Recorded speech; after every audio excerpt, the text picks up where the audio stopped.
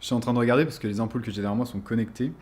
Donc en soi, je pourrais plus ou moins mettre la couleur que j'ai envie. Ça se présente comme ça, l'appli. Wow. Du coup, si je veux mettre par exemple du fuchsia là, ça c'est classe. Qu'est-ce qu'on va mettre? Du vert? Ah ouais. J'ai le retour vidéo, c'est pour ça que... Bienvenue, installe-toi. Aujourd'hui, on va passer un moment de détente autour de la photo. On va parler de boîtier et plus précisément du Sony A7 III et du Canon EOS R. Donc si tu n'es pas intéressé par toute la partie technologique, peut-être que cette vidéo n'est pas faite pour toi, mais je t'invite quand même à la regarder parce que peut-être que ça va te plaire, ça va te donner envie d'acheter des caméras, mais je me doute que si tu as cliqué là-dessus, c'est que peut-être tu prévois d'acheter une de ces deux caméras et qu'une comparaison pourrait t'aider. Je ne possède pas ces deux caméras, donc tout ce que je vais vous dire aujourd'hui, donc c'est les caractéristiques que j'ai pris donc sur internet. J'ai fait les recherches sur internet, j'ai regardé des vidéos, des comparaisons, des tutos, etc. Et c'est un peu mon avis personnel sur les deux caméras, donc voir un peu laquelle pourrait être la plus appropriée pour moi. Vous allez voir que c'est pas noir ou blanc, même si jusqu'à présent pour moi c'était uniquement le Sony A7 III, le plein format hybride que je voulais acheter. Et puis je me suis rendu compte au fur et à mesure des recherches qu'il y avait des avantages à acheter soit l'un soit l'autre. Donc c'est la partie qu'on va aborder aujourd'hui. On s'y met tout de suite. Et là, j'ai pas d'intro, ni de jingle, ni de rien du tout. Donc c'est un moment de solitude. Il y a quelques jours, j'ai regardé la vidéo de Mattia Poya qui s'appelle La caméra la plus sous-estimée de 2018. Et il parle du Canon EOS R. Donc c'est la caméra qu'il utilise la plupart du temps. Et il la compare un peu au Sony A7 III et donne des avantages, etc. Et pourquoi il revient toujours vers cette caméra. Donc je me suis dit, finalement, il y a peut-être des points positifs à acheter cette caméra-là. Donc du coup, je me suis mis à chercher un peu sur Internet, j'ai regardé un peu ce qui se faisait, etc. J'ai regardé d'autres comparaisons. Je vous mets les liens des vidéos que j'ai regardées dans la description. J'en ai regardé plus particulièrement 2 qui m'ont vraiment aidé. Vous êtes peut-être comme moi, mais à chaque fois que je vois qu'il y a une nouvelle caméra qui sort, je suis hyper excité. Je suis excité comme un gosse, hein. Même si c'est la marque Nikon, etc. pour voir ce que la concurrence fait. Tu regardes les caractéristiques et tu te dis, putain, ça y est, la caméra parfaite est sortie. Puis t'as toujours un détail qui est là. Pourquoi un monde cruel? Pourquoi un monde... Je pense notamment au Canon EOS R, comme je l'ai précédemment mentionné. Enfin, pour le moment, je suis sur Sony, mais je m'en fous de changer complètement. J'ai pas non plus... j'ai un peu de matériel, mais j'ai pas non plus ce monde-là. Tant que la qualité suit et que le plaisir de faire des photos, etc. suit, ça me dérange vraiment pas de changer, de me dire que je m'accorde un petit budget pour ça. Mais le Canon EOS R, quand il est sorti, c'était un peu un no-go pour moi. C'était pas possible d'utiliser ça.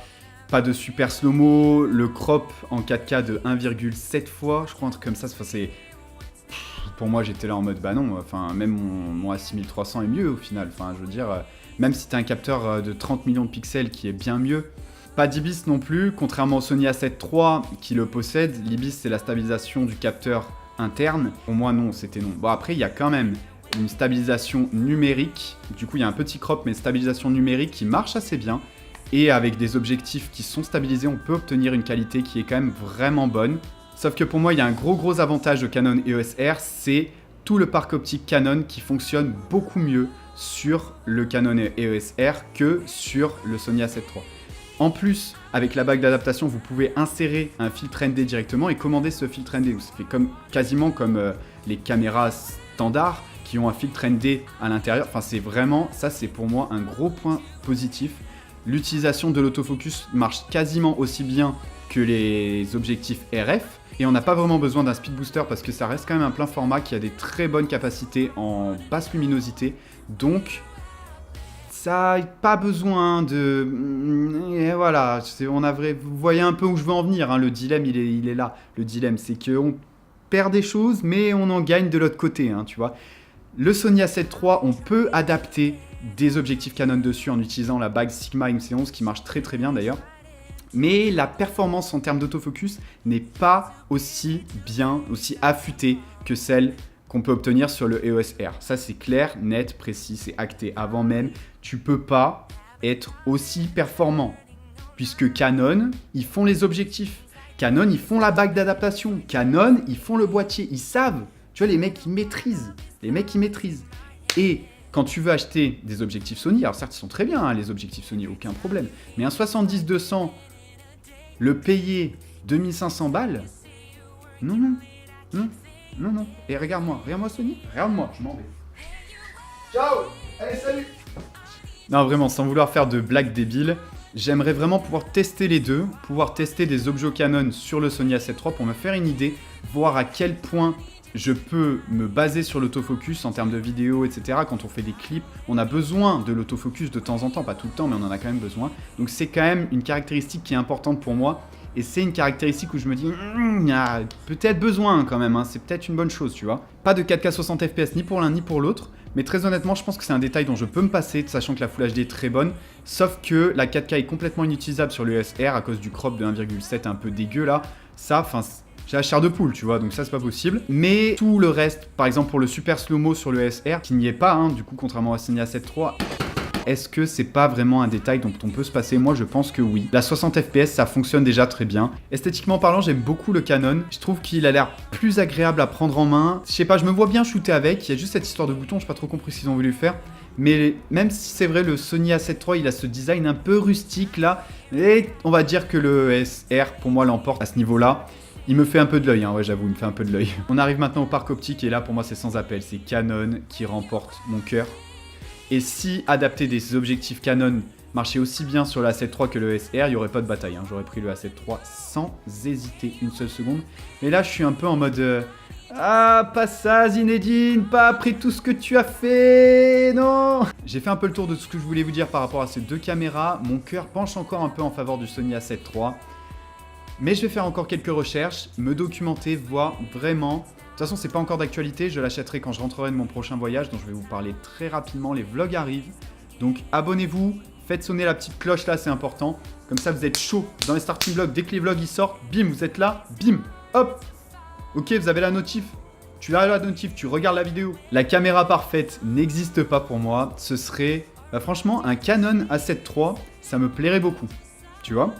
Tu prends le A7 III, tu le prends là, tu rajoutes la 4K 60 fps, et tu mets la monture Canon pour pouvoir mettre les Canon EF objectifs là. Tu mets ça à 500 €. Le mec abuse.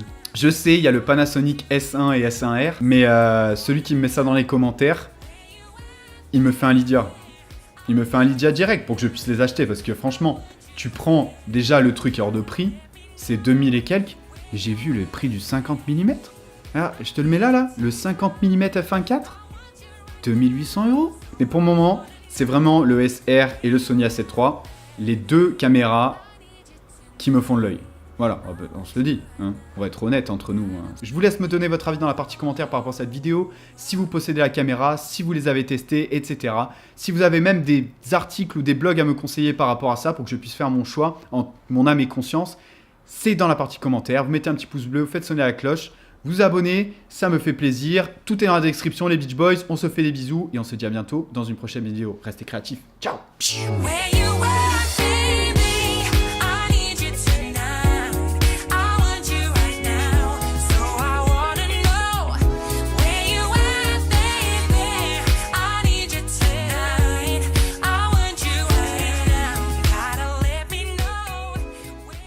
Et là, bah, j'ai pas d'intro, ni de jingle, ni de rien du tout, donc c'est un moment de solitude.